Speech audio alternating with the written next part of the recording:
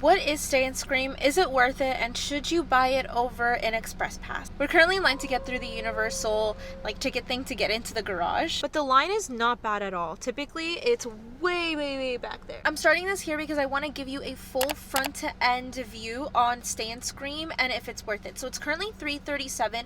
The Stay and Scream started at 3 o'clock. I did not make it in time to get here for 3, but it's between 3 and 5. So what it is you get into the park early and you go into a specific zone. So once you get in at 3 or between 3 and 5, you aren't going in there to frolic around and get on rides. You have to immediately go into your zone. There's a few different zones and I'll have them up on the screen here, and each zone goes to specific houses. Once 5 o'clock hits, they start to line you up depending on the house. So some houses start at 5, 5:15, 5:30, 5:45, and then 6, and then the actual event starts at 6:30. They let GA in at 6 o'clock. If I'm not mistaken, I'll fix myself on the screen if I am. Stay and Scream this year is an additional $55 on top of your ticket. The other way you can do Stay and Scream is the way that I'm doing it, which I have an annual pass to Universal. I'm not blocked out today, so I'm gonna get into the park through my annual pass and then stay and go into Halloween Horror Nights. I did buy a season pass to Halloween Horror Nights, so I did have to buy that separately. That's not included in my general annual pass. Another way you can do this without having to pay the $55 is paying for a full day at the park. So if you're planning on being here for the full day and you have a day ticket for today, then you can get in for Universal Studios and then wait to get into your zone for Stay and Scream. But if you don't have any of those, you will have to pay the $55 additional ticket to get into specifically Stay and Scream, where all that allows you to do is get into lines early, which is why I'm saying today we're gonna figure out whether it's actually worth it or not to get in. Oh my gosh, this person is taking forever. Let's go. I want to go. We're gonna try to get as many houses done as possible, but today is also content day for me, so I'll let you know by getting into the houses early. I'll let you know if we actually end up doing a decent amount of houses or not, so I'll bring you with me through that. So if you have any questions, leave them down below, but let us get into the Stay and Scream event. I'm gonna get through security and then use the restroom really quick, and then I will see you guys after that. Here we go. We are heading inside of HHN.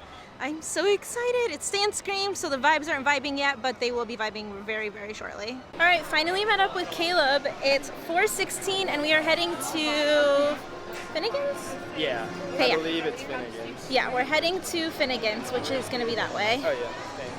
There's still day guests here because the park doesn't officially close until 5 p.m. We hit the end of the line for the New York Stay and Scream. It's back here by Despicable Me, and I'm assuming it goes that way and wraps all the way around. All right, we made it inside the zone. There's already a line over there. There's a sign over here that says Quiet Place, Ghostbusters, and Insidious. Bars open. To the left, yep, bars already open, people already in line. I think food stands are already open too. So that's good to know for a Stay and Scream. So where's the line? All right, we just asked a really nice team member and he said to come down this way for Ghostbusters, and Insidious is also at the same time.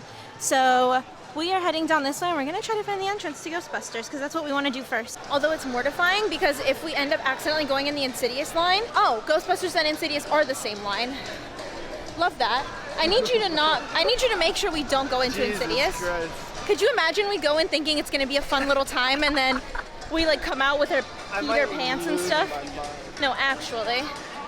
I'm so scared. Okay, Ghostbusters is supposed to be like a fun little house, so we're gonna start off warm. All right, it's currently 4:57 and we have moved 2 feet. Everyone's got umbrellas out. It's been like drizzling on and off, which is honestly not bad because it's really hot outside and we're standing in the sun, which is why I keep telling you always bring your fan and bring an umbrella because you're gonna be standing literally out in the open. Yes, thank you, Caleb. All right, it's 5:11 and we've started moving and grooving, so we're still in the combined line, so I don't know when we're gonna split. Actually, I think we might be splitting ahead, well, no, I'm not, just kidding. We're still moving like this to the left, but I think we are, yes, not doing Insidious right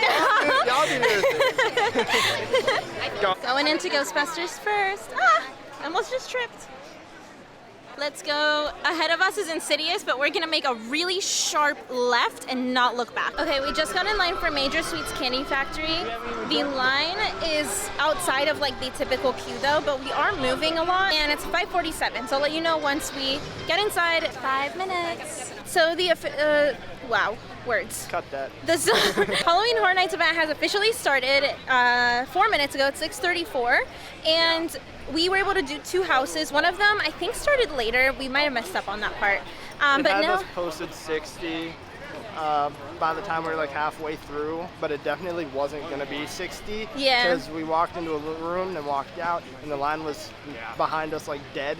yeah, But, for I mean, sure. we were out of there before the 60 mark. I mean, Yeah. it would have been like maybe 30, I'd say. Yeah, I think I have the It wasn't awful. yeah. So now we are doing the 2 houses in the back here, and one of them is we're doing Goblin's Feast and Eternal Bloodlines.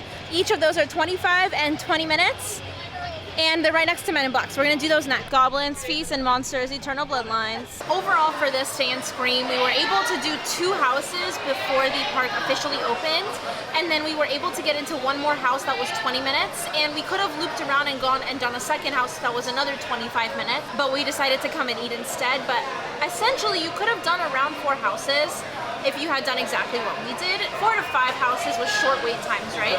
If you're just vigilant and you're just like going at the houses, If we went the triplets instead of Major Sweets, we could would have done. gotten 5. Yeah, Major Sweets was a major beep up. Oh no, that was horrific. And by the time we got to the front, the back of the line had caught up to us, so there was no one in line.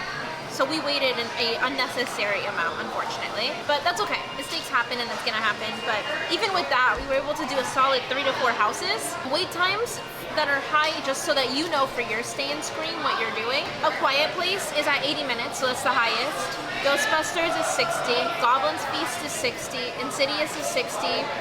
Major Sweets is 75. Monstrous is 45. Slaughter Cinema is 85. Just kidding, that's bigger than Quiet Place. The Museum is 55. Triplets of Terror is 45, and Universal Monsters is 90 minutes now. We just did that one, and we waited 20 minutes. So if you just go at it and you're vigilant, you could probably get a solid 4 to 5 houses done waiting like 10, 15 minutes, 20 minutes, 25 minutes for each. And then at least you'll get like 50% of the houses done, and then the other rest of the houses, it's only 7:30. The event ends at 2 a.m. Overall, I think for $55, I think Stay and Scream is more worth it than the Express Pass that costs more than your ticket to get in. Because you're able to get almost half the houses done, and after that, you only have half the houses left, and we still have, what is that, we have 7 hours of the event still. We would get all those houses done easily. Because then even if each of them are like, if we just wait like an hour for each of them, it will also die down toward the end of the night. Exactly. I don't think it's worth getting the Express Pass personally, but if you're not willing to risk it, then of course get it yourself. If I missed something, or if you have a specific question about anything, make sure you leave it in the comments. Thank you guys so much for watching. Obviously, stay tuned for the opening night of Halloween Horror Nights vlog, which I'm filming right now as we speak, and that'll be up before this one. So I love you guys. Have a wonderful week and a magical month, and I'll see y'all on the next one.